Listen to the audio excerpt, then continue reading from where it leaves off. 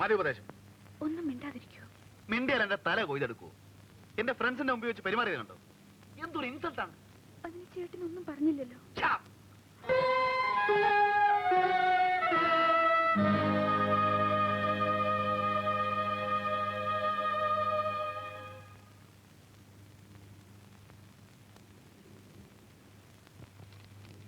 ചേട്ടാ, ഇത്ര നേരത്തെ എങ്ങോട്ടാ?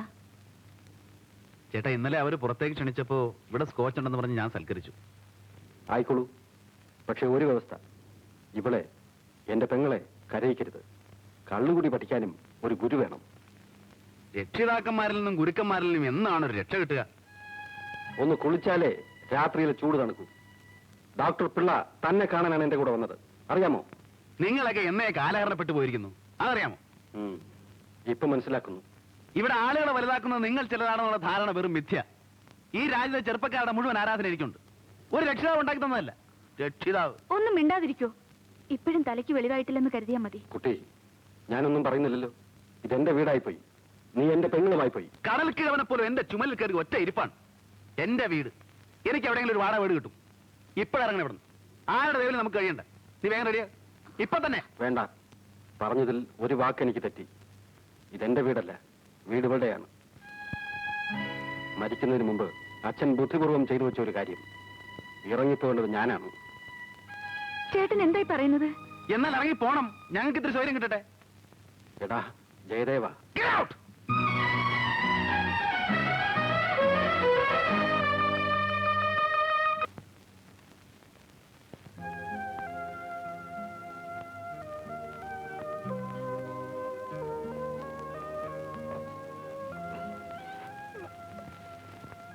സംസാരിക്കരുത്, ശാന്തമായി കിടക്കൂ.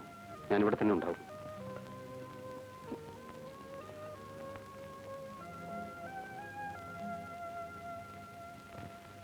എങ്ങനെ സാർ, കുറവുണ്ടോ? സാർ ഫോട്ടോ എടുത്തോട്ടെ. ഡോക്ടർ ഇപ്പോൾ വരും, അദ്ദേഹത്തോട് ചോദിക്കും. മിസ്സസ് ജയദേവൻ വന്നില്ലേ? സാർ, എങ്ങനെയുണ്ട് സാർ? ബോധമുണ്ടിപ്പോൾ. ഞാനൊന്ന് കണ്ടോട്ടെ. ഒന്ന് സംസാരിക്കില്ല. എക്സൈറ്റഡ് ആവുന്നത് രോഗത്തിന് നല്ലതല്ല. നിർബന്ധമാണെങ്കിൽ ഡോക്ടറോട് ചോദിച്ചു നോക്കാം. നമ്മൾ കെയർഫുൾ ആയിരിക്കണമല്ലോ.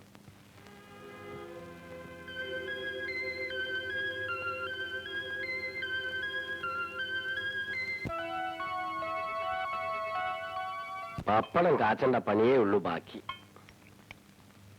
മേനോൻ സാറ് പറയായിരുന്നു. വരില്ല. ചേട്ടനറിയാൻ പറയാതെ തന്നെ. ഒരു മുണ്ടും വേഷ്ടിയും കൊടുത്തയച്ചു രാവിലെ തന്നെ.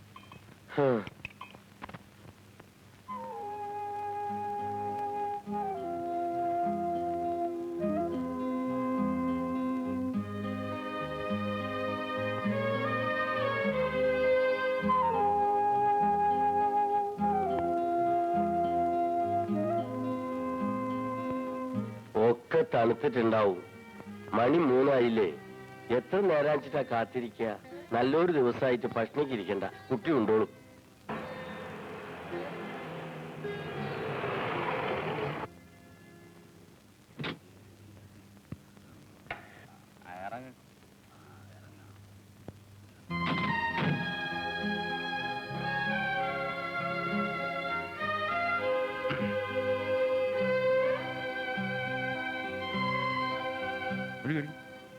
ആരേ കൃഷ്ണനാരെ, കുറച്ച് വെള്ളം 3-4 ഗ്ലാസ് എടുത്തോ. അല്ല ഇവന്മാരൊക്കെ തന്തേരമായ സാഹിത്യം മനുഷ്യന് പ്രാന്ത്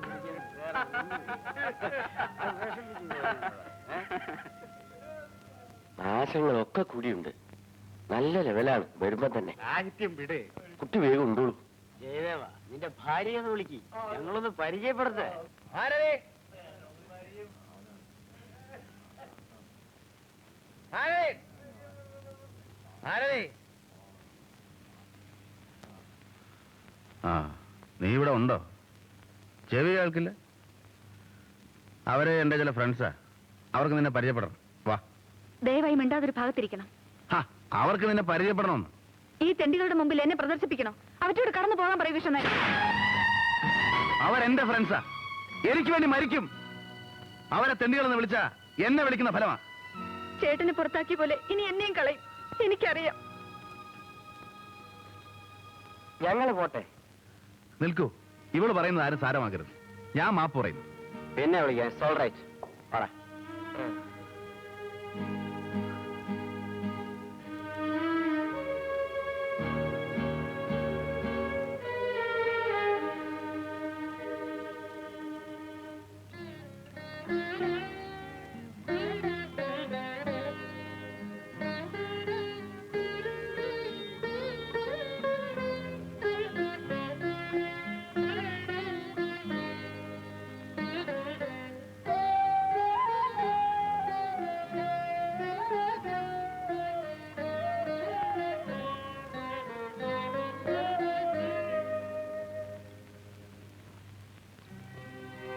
സോറി. ഭാരത് ക്ഷമിക്കും. ഞാൻ ആകെ അസ്വസ്ഥനാകുമ്പോ എന്തൊക്കെയോ ചെയ്തു പോകുന്നു.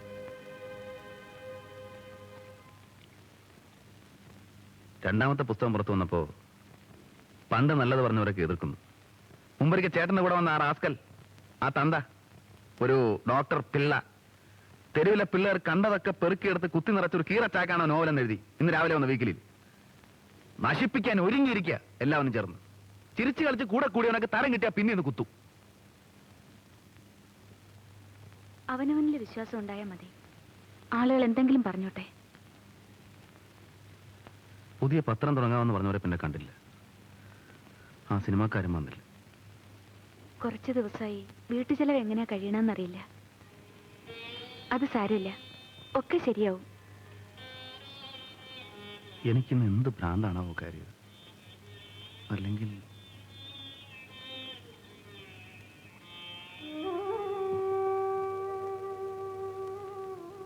ഈശ്വരൻ, ഞാൻ എന്താ ചെയ്തത്? സാരമില്ല, പോട്ടെ. അതൊന്നും സാരമില്ല.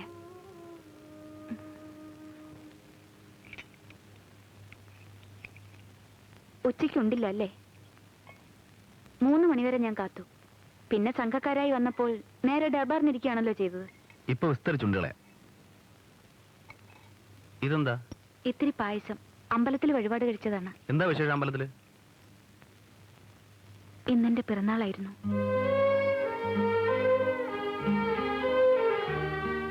ഈശ്വര, പിറന്നാളായിട്ട് ഇന്നത്തെ ദിവസം. സോറി. സമ്മാനം തരേണ്ടതിന് പകരം ഞാൻ. സോറി. ഒരു സമ്മാനം കൂടി വാങ്ങാൻ ഞാൻ മറന്നു. ഓർമ്മിച്ച് നടന്ന ഈ തീയതി മറന്നു. ഞാൻ എന്താ ചെയ്തത്? സാരമില്ല. ഇങ്ങനെയൊന്നും നന്നായിരുന്നു കണ്ടാൽ മതി. വേറൊന്നും വേണ്ട.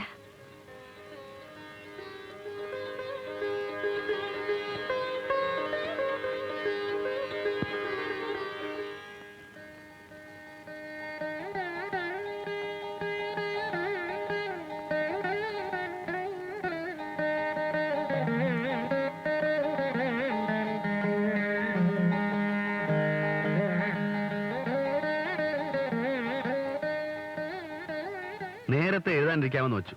3 മാസമായി ഞാൻ ഒരു അക്ഷരം എഴുതിയിട്ട്.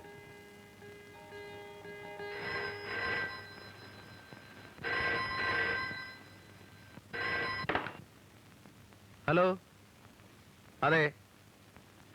ഓ ആ വരാം. 5:30 മണിക്കല്ലേ? ആ നോട്ട് ചെയ്യാം. ഓക്കെ. ഒരു സമ്മേളനം. എന്നെ സ്ഥിരമായിട്ട് മൈൻഡ് ചെയ്യാത്ത ഗ്രൂപ്പാണ് നടത്തുന്നത്. സമ്മതിച്ചു. ആവശ്യക്കാർക്ക് വേണ്ടിയല്ലേ എഴുതേണ്ടത്, അവനവന് വേണ്ടിയാണെന്ന് ചേട്ടൻ ഓരോരുത്തരോട് പറയുന്നത് ഞാൻ കേട്ടിട്ടുണ്ട്. നീ വിമർശനം തുടങ്ങുന്നുണ്ടോ? ആ ഒരു ചായ ഉണ്ടോ?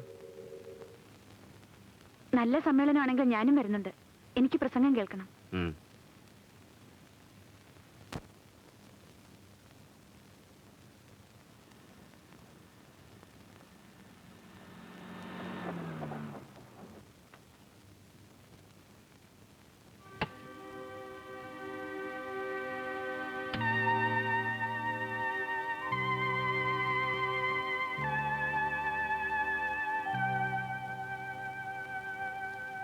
ഭാരതി കമ്മിറ്റിക്കാരുടെ കാറിൽ കയറിക്കോളൂ. ഞാൻ പിന്നാലെ വന്നോളാം. ഞാനൊപ്പം ഉണ്ട്. കുറച്ച് സംസാരിക്കണ്ട അവരോട്. സമയം എനിക്കറിയാം. ഞാൻ ആ വണ്ടിയിൽ വന്നോളാം. കയറി.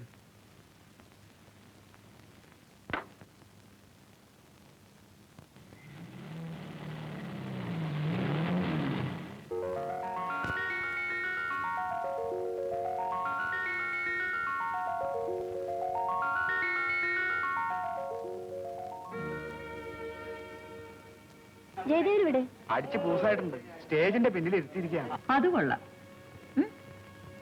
അയാൾ എവിടെ ചെന്നാലും ഇങ്ങനെയാ. അത് ശരി.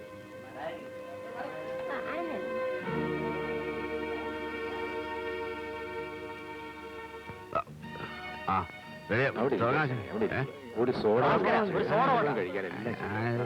ഏയ്. ആണ് കുട്ടിക്ക്. ഏ? ചോറ് ഭക്ഷണം കുടിക്കാൻ എന്നിട്ട് എങ്ങനെ? കഴിയല്ല, എല്ലാം ശരിയാവും. ഏ?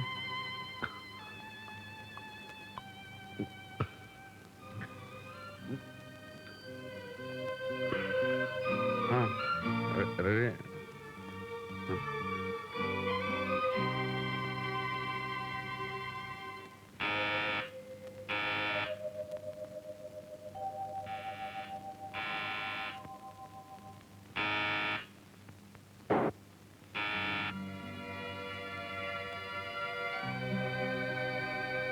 മതിയായില്ലേ? നിങ്ങൾക്ക് മതിയായില്ലേ? കുറച്ച് വിഷം കൊടുത്ത് കൊല്ലായിരുന്നു ഇതിലും ഭേദം.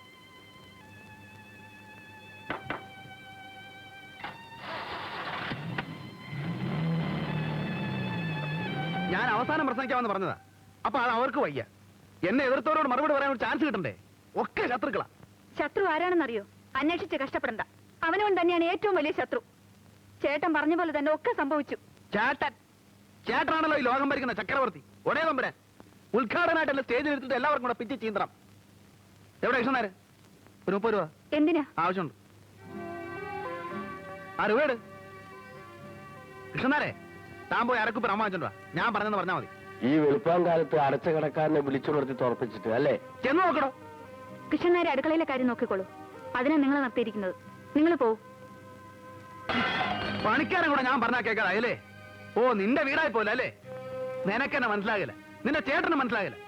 നീ ചേട്ടന്റെ മഹത്വം പറഞ്ഞ് ഇവിടെ നിന്ന് ഭരിച്ചോ. ഞാൻ എന്റെ പാട്ടിന് പോയേക്കാം. നോക്കൂ ജയൻകുട്ടി, എന്നെ ആരാധിക്കുന്ന ആയിരക്കണക്കിന് ആളുകളുണ്ട് ഇവിടെ.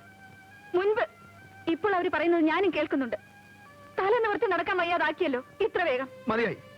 ഇനി ഇവിടെ നിന്ന് ശ്വാസം മുട്ടി മരിച്ചു പോകും. മതിയായി.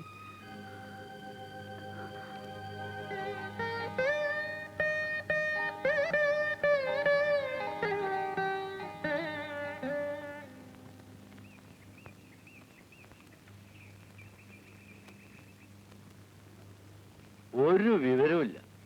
ചിലര് മദ്രാസിലാണെന്ന് പറയുന്നു, ചിലര് തിരുവനന്തപുരത്താണെന്ന്. നക്കി തിന്ന് കൂടെ നടന്നിരുന്ന 2-3 തെണ്ടികളുണ്ടല്ലോ, അവരുടെ വർത്തമാനം കേട്ടാൽ ഇങ്ങനെ ഒരാളെ അവർക്ക് മുഖപരിചയവും കൂടിയില്ല. കുട്ടി മിണ്ടാതൊരു ഭാഗത്തിരുന്നോളൂ. ഒരു ഗ്രഹപ്പഴി അങ്ങനെ തീർന്നു സമാധാനിച്ചാ മതി.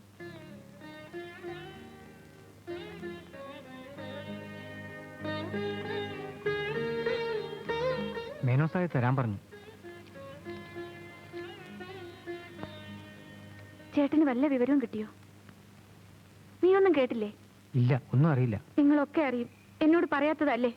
അറിയാതിരിക്കില്ല. ഞാൻ അന്വേഷിക്കാം ചേച്ചി.